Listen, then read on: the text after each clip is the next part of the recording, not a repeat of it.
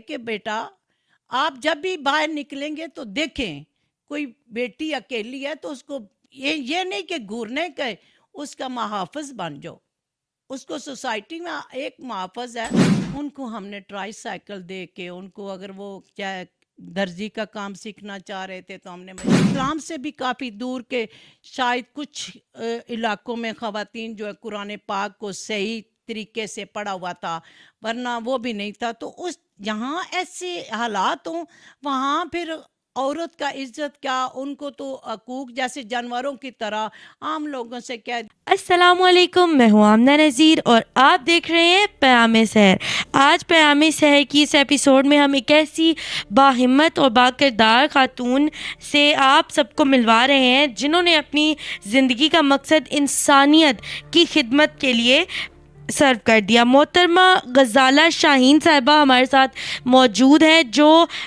صدر ہیں شاہین welfare society کی، اور یہ ان لوگوں کے لیے امید کی کرن ہے جنہیں اکثر سماج نظر انداز کر دیتا ہے، جس میں ایسی خواتین آ جاتی ہیں جو انڈر پریولیج جو ایریاز ہوتے ہیں وہاں سے ہوتی ہیں، اور ایسے بھی خواتین ہوتی ہیں جو وائلنس کا شکار بھی ہوتی ہیں اور معذور افراد کے لیے بھی بہت کام کرتی ہیں۔ وہ ہم ان سے اس سارے جو ان کی ہے کوششیں ان کے بارے میں پوچھیں گے۔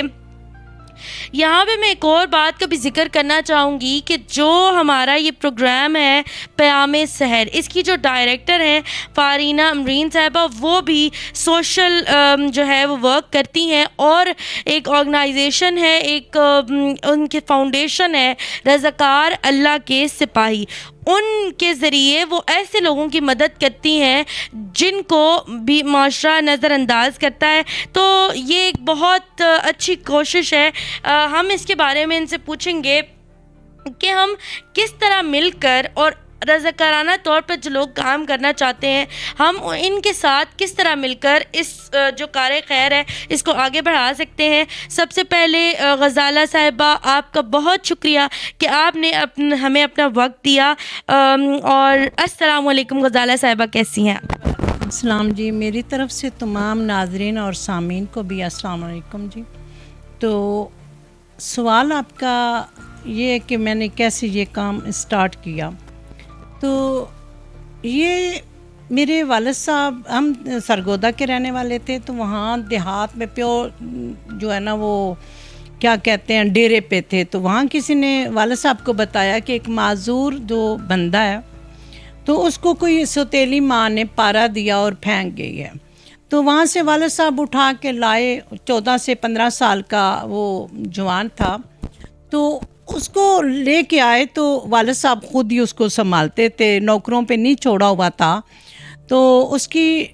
دیکھ بھال اور ٹریٹمنٹ اسٹارٹ کروائی تو کافی بہتر ہو گیا۔ تو مطلب چل تو نہیں سکتا تھا کیونکہ پارا جو ایک ایسے کیمیکل ہے جس سے بندہ ڈیتھ تو نہیں ہوتی لیکن جڑ جاتا ہے، لیکن وہ جو لے کے آئے تو ابو نے جب اس کی ٹریٹمنٹ شروع کی تو اچانک 14-15 سال بعد ابو کی ڈیتھ ہو گئی۔ تو اسی دوران بھائی تو جاب کرتے تھے تو نہیں اس کو سنبھال پا رہے تھے، تو میں اور والدہ نے ڈھونڈ کے اس کے ماں کو بلوایا یا باپ کو بلوایا، والدہ تو نہیں تھی، تو باپ کو بلوا کے تو ہم نے کہا کہ بھی اس کو لے کے جائیں، تو وہ ہم سنبھال نہیں سکتی تھی، جوان تھا وہ، ہمارے لیے غیر محرم تھا، تو ہم یہ تھا کہ نوکروں پہ چھوڑ دیں گے تو اس کو تو کوئی سنبھالے گا نہیں، کیا کریں گے۔ تو وہ جب بھیجا تو وہ اس کی چیخیں کہہ رہی تھی کہ ماں چودھری دی قبر دفنات چھوڑو، ماں نہ بھیجو، وہ چیخیں اور وہ ولولہ۔ پھر میں نے اٹھ کے تو معذور افراد کے لیے کام کرنے کا سوچا، اور کیونکہ میں چاہ رہی تھی کہ فیمیل کو فیمیل ہی سنبھالے اور میل کو میل سنبھالے، اس جذبے کے تحت اس باپ کے مشن کو آگے لیتے ہوئے میں چلی، اور پھر الحمدللہ اس پہ 1998 سے سٹارٹ کیا۔ 2001 میں نے اپنی تنظیم رجسٹرڈ کروائی جس کے میں صدر ہوں، شاہین ویلفیئر سوسائٹی۔ اس میں ہم نے پہلے معذور افراد کے لیے سروے کیے، سروے کرنے کے بعد ہم لوگوں نے ان کے جو بھی ان کی ڈیمانڈ تھی، کسی کے اگر ہاتھ ٹھیک تھے، پاؤں ٹھیک نہیں تھی، ٹانگیں ٹھیک نہیں تھے، ان کے لیے ہم نے ٹرائی سائیکل اور پھر جن کے لیے وہ بالکل نہیں ہاتھ میں ہی کام کر سکتے تھے ان کے لیے ویل چیئر. اور پہلے سال ہم نے کوشش کر کے کچھ 26 افراد کو ایسا کیا. جو بچے تعلیم کے مطلب ایج کے تھے, اسکول جا سکتے تھے, ان سے ہم نے ایک وعدہ لیا کہ آپ نے پڑھنا بھی ہے. ان کو بیگ وغیرہ بکس وغیرہ ہم نے دے کے ان کو اسکول تک بھجوایا. اور جو بڑے تھے جن کو پاؤں نہ ہونے کی وجہ سے, معذوری کی وجہ سے وہ گھر پہ بیٹھے ہوئے تھے اور وہ بھیک مانگنے پہ مجبور تھے, ان کو ہم نے ٹرائی سائیکل دے کے, ان کو اگر وہ چاہے درزی کا کام سیکھنا چاہ رہے تھے تو ہم نے مشین دی, اگر کسی اور ورک شاپ تک, کیونکہ ٹرائی سائیکل ان کے لیے ایک بن گئی تھی کہ ایک ٹانگیں بن گئی تھی, وہ اس مقصد اس مشن کو جو ہے نا وہ لے کے وہاں تک پہنچ سکتے تھے. بہت شکریہ آپ کی ان ساری کاوشوں کا جو آپ ان لوگوں کے لیے کر رہی ہیں اس زمانے میں جب ہر کوئی اپنا سوچتا ہے. تو آپ نے ذکر کیا کہ آپ خواتین کے بارے میں بھی کام کرتی ہیں, تو خواتین پر جو وائلنس ہوتا ہے وہ اس کی آپ کو کیا لگتا ہے کہ بنیادی وجوہات کیا ہوتی ہیں؟ جب میں نے یہ کام اسٹارٹ کیا تو پھر میں نے جب تنظیم رجسٹرڈ ہو گئی تو پھر جب کام کرتے یا فیلڈ میں بندہ جاتا ہے تو بہت سارے مسائل سامنے نظر آتے ہیں, خاص کر کے جو معذور بچے پیدا ہونا, ڈاکٹر تک نہ جانا, خواتین کا چیک اپ نہ کروانا, اس کی ہسٹری میں یہ سب شامل ہوتا تھا. تو جب ہم نے خواتین پہ کام کیا شروع کیا تو پھر ہم نے ایک رکھا لیگل ایڈوائزری سیل بنایا, جس کا عنوان تو ہم نے پنجابی میں رکھا کہ مشکل دسو ال دساں گے. اس میں تمام خواتین جو تھی متاثر, خاص کر کے دیہات کے علاقوں میں, بہت کچی بستیوں میں نے کام کیا ہے جہاں اتنی تعلیم بھی نہیں تھی, شعور بھی نہیں تھا, اور اتنا کچھ الیکٹرانک میڈیا یا پرنٹ میڈیا کسی قسم کے کوئی وسائل, حتیٰ کہ بنیادی جو ریاستی ہوتی ہیں سہولیات کہ بجلی وغیرہ یہ تک بھی نہیں تھا. تو ان تک معلومات یا آگاہی پہنچنا بہت مشکل تھا, خاص کر کے ان عورت اسلام سے بھی کافی دور کے شاید کچھ علاقوں میں خواتین جو ہے قرآن پاک کو صحیح طریقے سے پڑھا ہوا تھا, ورنہ وہ بھی نہیں تھا. تو اس جہاں ایسے حالات ہوں وہاں پھر عورت کا عزت کیا, ان کو تو حقوق جیسے جانوروں کی طرح عام لوگوں سے کہہ دیا کہ ہمیں جی جوتے کی نوک ہے, جوتی آئی تو نہ آئی تو پھینک دیں. ایسے ہی مطلب بہت سارے مسائل دیکھ کے مشکل دسو حل دساں کے تحت ہم نے پھر ایک اپنا لیگل ایڈوائزری سیل بنایا. 2 میرے ایڈوکیٹ وہاں کام کر رہے ہیں, تو خواتین کے حوالے سے ہم ادھر کام کریں. بہت سارے مسائل تو ہمیں بہت ایسے آئے کہ جو بچیاں کم عمری کی شادی ہو گئی, وٹا سٹا کی شادی ہو گئی, ایک بھابھی نہیں رہی تو ایک بھائی کا نہیں گھر بسا تو دوسرے کا گھر ویسے ہی اجڑ گیا, زبردستی کی شادی, اور پھر تعلیم سے دوری. پہلے تو بنیادی حق انہیں نہیں پتہ تھا کہ بچی ہے یا بچہ, تو ہم نے ان کا نام درج کروانا ہے, یوسی میں نام تک بھی خاتون کا درج کروانا وہ بڑا, ووٹ نہیں دینے دے رہے تھے. ہم نے جی دعا خیر کہی ہوئی ہے کہ ہم نے خاص کر کے للیحانی کا ایک قصبے اور کچی بستی ہے وہاں, تو اتنی بھی عورت کو آزادی نہیں تھی کہ وہ اپنے جو ہے نا آزادی سے اپنے جو ملک کے لیے جمہوریت کو مضبوط کرنے کے لیے اپنے جو ہے نا رائے دے سکے کہ کون بندہ میرے جو آواز اٹھا کے اسمبلی تک لے کے جائے گا. تو ان لوگوں کے لیے دعا خیر ہم نے ختم کروائی, مشن شروع کروایا. تو اس طرح خواتین کے لیے کام کیا ہم نے. بالکل, آپ نے ذکر کیا کہ خواتین کو ووٹ دینے تک کی ان کو آزادی حاصل نہیں تھی, اور آپ نے یہ جمہوریت میں جو ان کا یہ حق تھا ان کو دلوایا. تو جمہوریت نے, جو پاکستان کی گورنمنٹ ہے, وہ خواتین کے لیے کون سے ایسے اقدام کرتی ہے جو آپ کو بھی, آپ کا جو کار خیر ہے اس میں آپ کو آسانی ہوئی؟ حکومت کے کون سے ایسے اقدامات ہیں جو ایسے لوگوں کے لیے بنائے گئے؟ جی مختلف حکومتیں آ رہی ہیں. 2001 سے جو ہم کام شروع کر رہے ہیں تو بہت ساری حکومتیں چینج ہوئی ہیں. اسی طرح جو ہے اپنا بے نظیر کا بھٹو کا آنا, ان کا پہلے ہی ایک پاکستان کی خاتون जो है वो वज़ीर आज़म थी, उनका तो मिशन ही मतलब ख़वातीन को आगे लेके जाना। दूसरा मुशर्रफ दौर में जहाँ बच्चियों को दूर दराज इलाकों में नहीं भेजा जा रहा था, उस वक़्त उन्होंने जो नॉन फॉर्मल स्कूल जो थे वो बच्चा जो है वो स्कूल जो बच्चे के घर तक जाने के लिए, तो उनमें मैंने ज़्यादा से ज़्यादा कच्ची बस्तियों में जाके कम से कम मेरे पास 60 स्कूल थे, जिनमें मैंने ज़्यादा बच्चियों को चुनाव किया कि बच्चे तो दूर जा सकते हैं और बच्चियां नहीं, ख़ास करके भट्ठे पे, डेरा जात पे, कच्ची बस्तियों में मैंने सबसे ज़्यादा जाके मतलब बहुत सारी मुश्किलात भी आई, क्योंकि वो लोग तो समझते थे कि ये कोई एजेंडा है अमेरिका का जो हमें पढ़ा के पता नहीं क्या करेंगे, वहाँ फिर डीसीओ की मदद से या किसी इलाके के, तो उन्हें ये मैंने ये स्कूल पूरे ज़िले में दे के तो बच्चियों की तालीम के लिए। और हुकूमत का आप देखें, जैसे मौजूदा हुकूमत आपकी वज़ीर आला जो इस वक्त मोहतरमा मरियम नवाज़ साहिबा हैं, तो बहुत सारे कानून कहते तो ख़वातीन के लिए बने हुए हैं। जैसे आप देखें, पहले लोग कहते थे कि जी ख़वातीन बाहर ना निकले, इसलिए ये हो रहा है, बढ़ते हुए जबर, तशद्दुद, तेज़ाब फेंकना। लेकिन जब आप देखें कि इस माशरे में मेरे साथ नहीं देते अल्फाज जब मैं बात करती हूँ कि बड़ी तो चलो हमारे इस्लाम में है कि अपने जिस्मों पे ओढ़नियाँ डाल लो, हम अल्हम्दुलिल्लाह बाहर निकलती हैं अपने जिस्मों पे ओढ़नियाँ डाल लेती हैं, लेकिन उन मासूम कलियों का क्या है जो कोई 3 साल की है, कोई 4 साल की है, कोई 5 साल की है, उनको मसल के रख के और फिर उनके जाने भी निकाल लेते हैं। इसका कौन है? ये माशरे में बढ़ती हुई दरिंदगी पे हम काम कर रहे हैं, इसके रोकथाम के लिए काम कर रहे हैं। माँओं का किरदार क्या है कि बच्चों को ऐसा करें। अगर औरतें जिस्मों पे ओढ़नियाँ डालती हैं तो हमारे मुस्लिम माशरे में ये भी हुक्म है कि आप अपनी नज़रें भी झुका लें।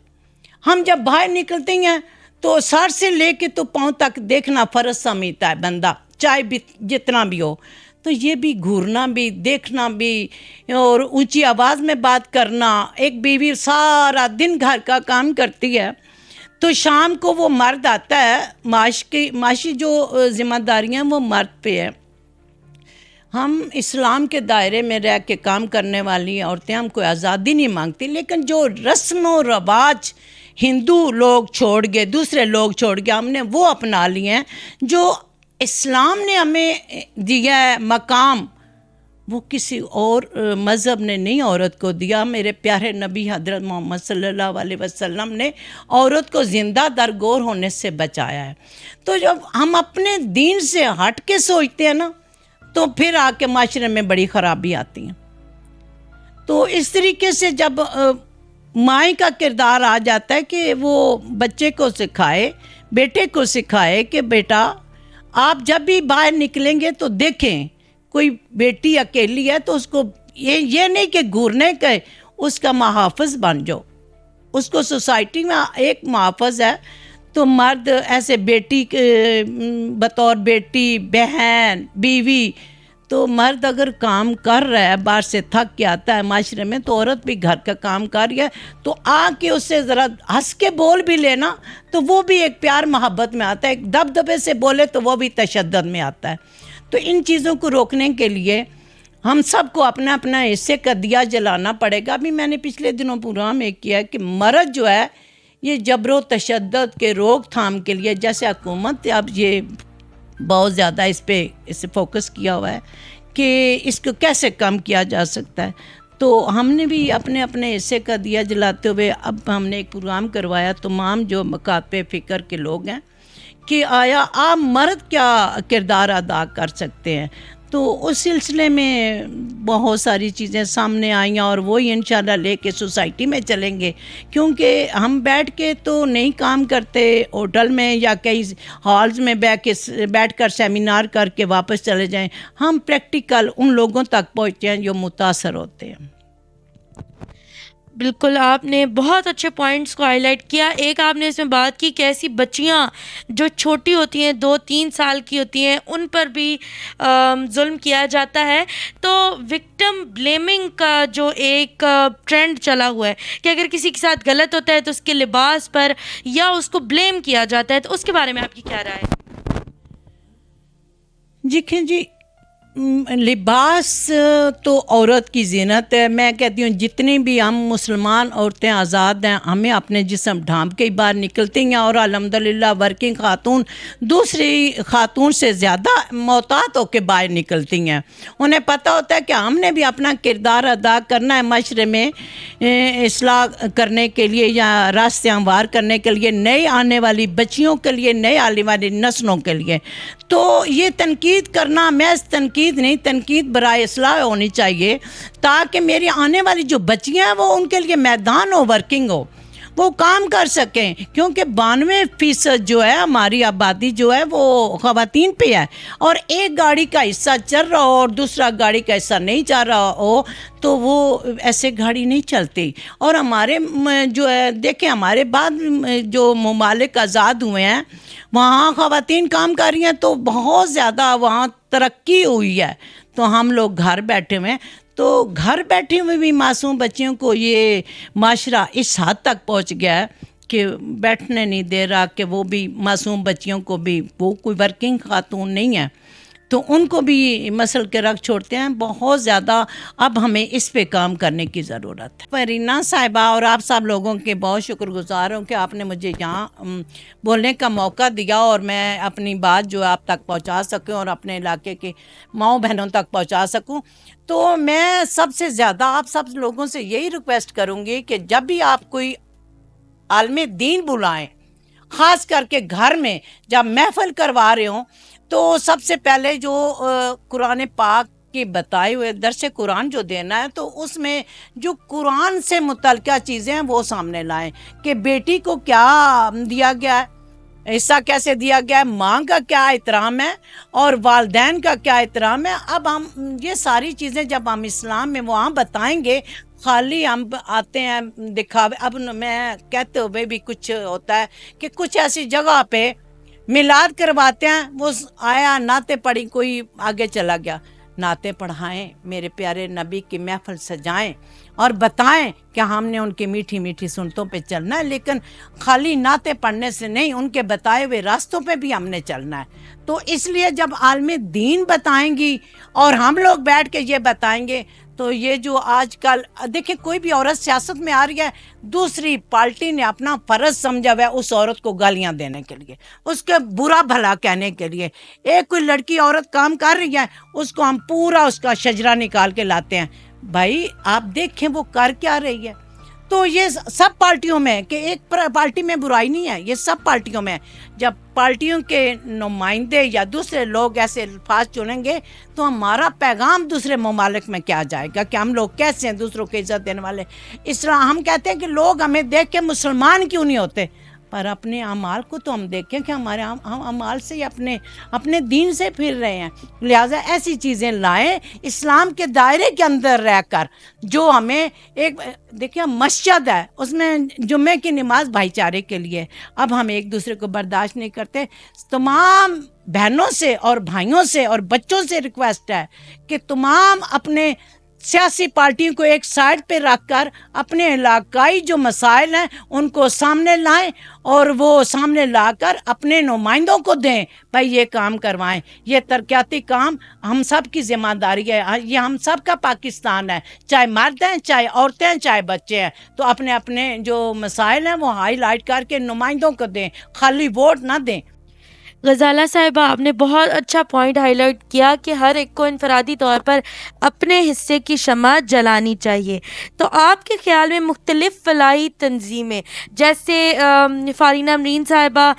جس تنظیم کے ساتھ منسلک ہیں, رضاکار اللہ کے سپاہی, اس طرح کی اور بھی جو دیگر فلاحی تنظیمیں ہیں اور جو انفرادی رضاکار ہیں, وہ مل کر کیسے کام کر سکتے ہیں اور ایک مضبوط نیٹ ورک کس طرح بنایا جا سکتا ہے جو زیادہ سے زیادہ لوگوں کی مدد کرے؟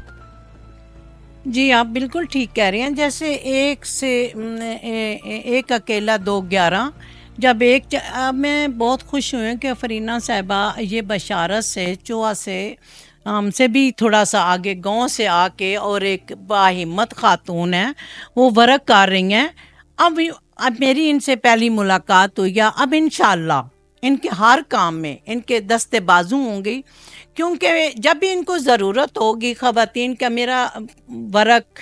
مطلب مجھے ایس پی او کے ساتھ ہمیں انہوں نے 2.5-3 سال ٹرین کیا ہے ہر مختلف شعبے میں،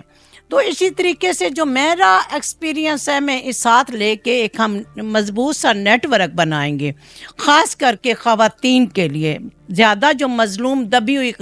آواز ہے اس کو اٹھانے کے لیے، اور ایک بچیوں کے لیے، آنے والی جو بچیاں ہیں ان کے لیے بھی خاص کر کے ان کو تھوڑا سا مضبوط، دیکھیں جی اسلام نے جیسے 1/2 جو بھائی کا 2 حصے اور بہن کا 1 حصہ ہے، اسلام نے تو اسی وقت عورت کو مضبوط کر دیا تھا،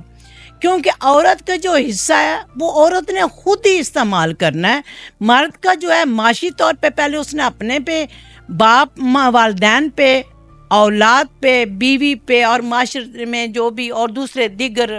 کام ہیں ان پہ لگانا ہوتا ہے، بیوی کو بھی دے، لیکن بیوی کا جو حصہ اسلام نے دیا اس کو مضبوط کرنے کے لیے، وہ ہمیں جہاں کہیں بھی دیکھیں آپ نہیں دے رہے لوگ۔ ایک پچھلے دنوں ایک پروگرام ہوا تو اس میں میں نے کہا کہ وہ جو درس دے رہی تھی قرآن کے، میں نے کہا کہ انہیں کہیں کہ اپنا جو ہے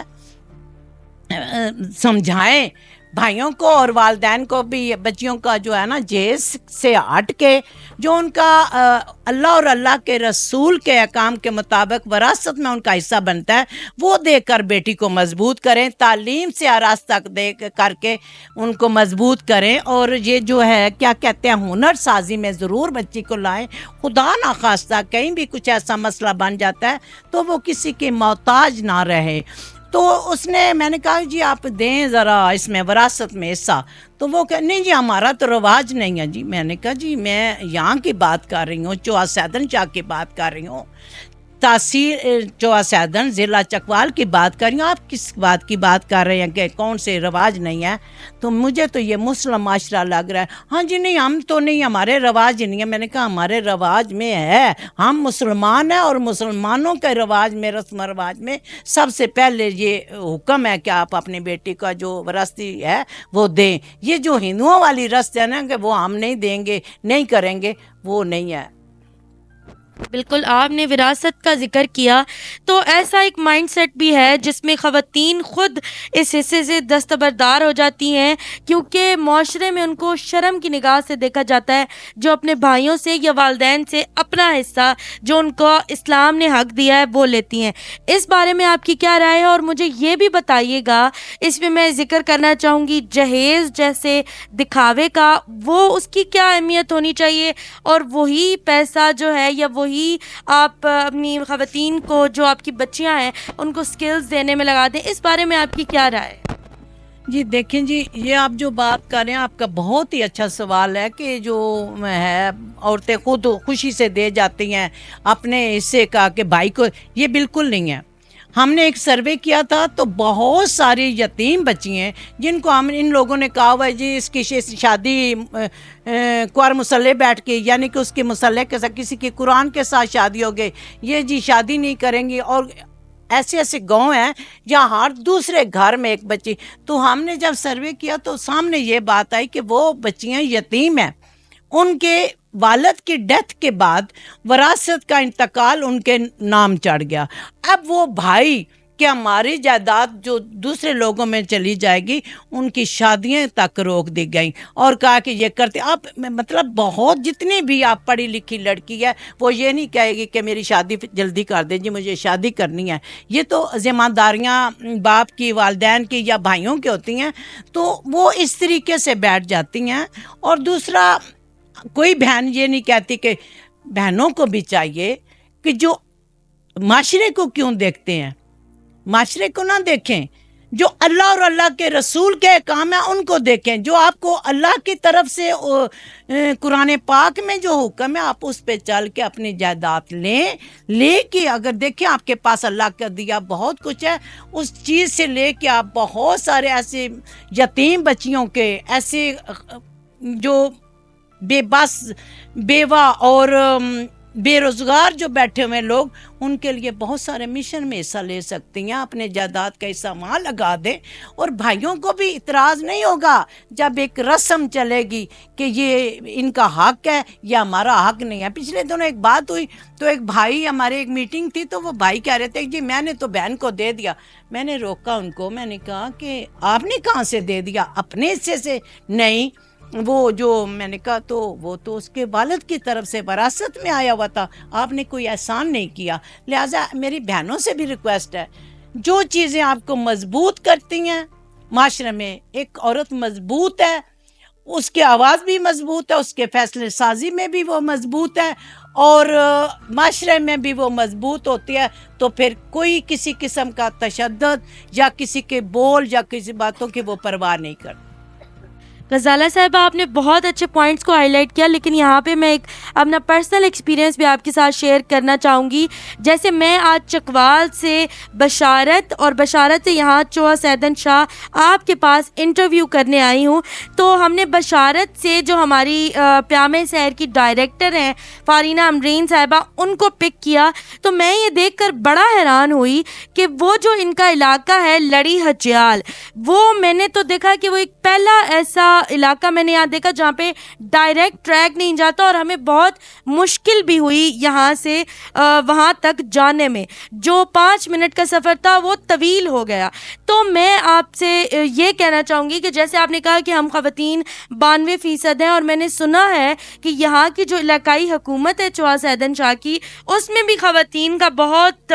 ایک نمائندہ کردار ادا کر رہی ہیں،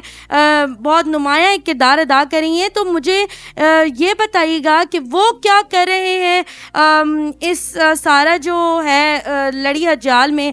جو یہ مسئلہ ہے اس کو بہتر کرنے کے لیے، اور اب تک یہ کیوں نہیں کیا گیا؟ اور مجھے یہ بھی بتائیے گا کہ جو خواتین آپ نے بات کی کہ ووٹ نہیں ان کو دینے کا حق، تو وہ کس طرح اپنے اچھے جو حکمران ہیں ان کو چنیں؟ جیسے کوئی بھی پیشنٹ ہے، خاص کر کے خواتین کے حوالے سے آپ لے لیں، زچہ بچہ کو لے کے اگر آنا ہے جس کے لیے ڈاکٹر بیڈ ریسٹ کہہ رہے ہیں، اس کو ایسے روڈ پہ لایا جا سکتا ہے۔ یہ ووٹوں کے لیے ان سب کو پتہ ہوتا ہے کہ کون کس ڈیرے پہ ہے، کون کس گراں میں ہے، سب پتہ ہوتا ہے روڈ کدھر جا رہا ہے۔ اس کے بعد یہ لوگ نہیں آتے، لیکن الحمدللہ اب جو ہمارا نیٹ ورک بنا ہے، ہم لوگ اپنے علاقے کے مسائل کو ہائی لائٹ کرنے کے لیے ان خواتین کو اکٹھا کریں گی جو اس مشکل سے دو چار ہیں، ان سے ہم سائن کروائیں گے، اپلیکیشن لے کے محترمہ کے پاس جائیں گے، وزیر اعلیٰ کے پاس بھی ہم بھجوائیں گے پہلے لیٹر، اور اس کے ساتھ اپنا خود بھی کوشش کریں گے کہ ایک وفد کی صورت میں ہم وہاں جائیں کہ دیکھیں آ کے ہمارے علاقے میں کہ روڈز کی کیا حالت ہے۔ تو یہ سارے تو باقی میں کہتی ہوں بہنوں کو کہ میری بہنوں، ہم جیسے مضبوط کرتے ہیں نا اپنا ووٹ دے کے، تو مضبوط کرنے کے چکر میں ہمیں دیکھنا چاہیے کہ کون سا جو ہے سیاسی بندہ، کس پارٹی کا چاہے بندہ ہو، لیکن وہ بندہ ایسا ہو جس کو اپنی پارٹی کے منشور کا بھی پتہ ہو، کیونکہ منشور میں انہوں نے بہت اچھی باتیں لکھی ہوتی ہیں، منشور پہ عمل کرنے والا ہو، پاکستان کا وفادار ہو، اور علاقے کے دوست پیکج بھی لائے۔ ایسے لوگوں کا منتخب کریں، ضروری نہیں کہ وہاں فلانی پارٹی کو کسی نے دے دیا ہے، ٹکٹ دے دیو تو ہم نے لکیر کی سیٹ پہ جانا ہے، ہم نے اسی کو ووٹ دینا ہے، وہی ہماری آواز اسمبلی تک نہ پہنچائے۔ ہمیں کیا ہے، وہ تو سرگنا اگر ہو ایسے قبضہ گروپ مافیا کا، ملک کی جڑیں کھوکھنے والے، خالی کرنے والے، جڑیں خزانے کی جو کھوکھلا کرنے والے مافیا ہے، ان کے سرگنا ہو تو ہمیں نہیں، ہم نے تو پاکستان کے لیے کام کرنا ہے، ہم نے تو خواتین کے علاقے کی ترقی کے لیے کام کرنا ہے، ہم نے تو ان علاقوں کو جو ان لوگوں نے نظر انداز کر دیا ہے، ہم نے ان علاقوں کو اجاگر کرنا ہے۔ بہت شکریہ، بہت زیادہ اہم جو پوائنٹس ہیں ان کو آپ نے ہائی لائٹ کیا غزالہ صاحبہ۔ آپ جیسے لوگ ہمارے معاشرے کا فخر ہیں، تو آپ بتائیے گا کہ پیام سحر کا مقصد، جیسے کہ آپ جانتی ہیں یہ ہمارا پروگرام ہے، سماج جو ہے، جو خواتین ہیں ان میں مثبت تبدیلیاں لانا ہے، ان کو ایجوکیٹ کرنا ہے، امپاور کرنا ہے۔ تو آپ کی نظر میں پیام سحر جیسے جو پلیٹ فارمز ہیں وہ کس حد تک اہم ہیں، اور آپ ان پلیٹ فارم سے کیا توقع رکھتی ہیں؟ دیکھیں جی، یہ آج کل جیسے دور ہے، میڈیا دور ہے، آپ نے یہ بہت اچھا کام کیا جو خواتین کام کر رہی ہیں ان کو ہائی لائٹ کیا جائے، ان کو ساتھ اکٹھا کر کے ایک ایسا نیٹ ورک بنایا جائے جہاں بھی یہ چلے، جس کے علاقے میں کوئی ایسا کام ہے جو خواتین پیچھے رہ گئے تو ان کے لیے. اگر میں چاہتی ہوں کہ اب میں نے انہی دنوں میں ڈوگٹالیوں میں یہ دیکھیں وہاں کے جو وسائل ہیں، جیسے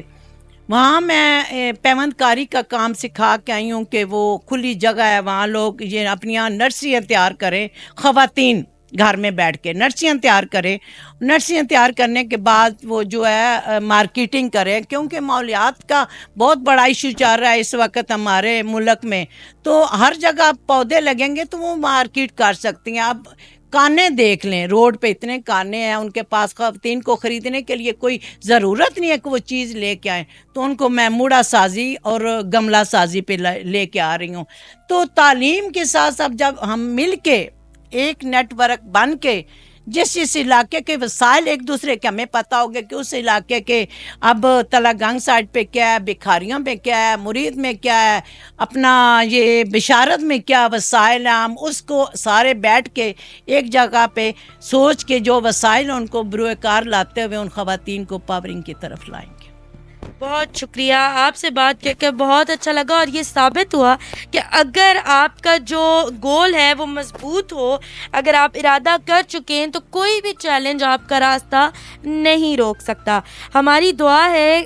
کہ شاہین ویلفیئر سوسائٹی جو ہے وہ دگنی ترقی کرے اور آپ کی خدمات کا دائرہ جو ہے اور وسیع ہوتا جائے. آج کی نشست ہم یہیں ختم کرتے ہیں. انشاءاللہ اگلے پروگرام میں ایک نئی انسپریشنل سٹوری کے ساتھ دوبارہ آپ کے سامنے حاضر ہوں گے. تب تک کے لیے اللہ حافظ.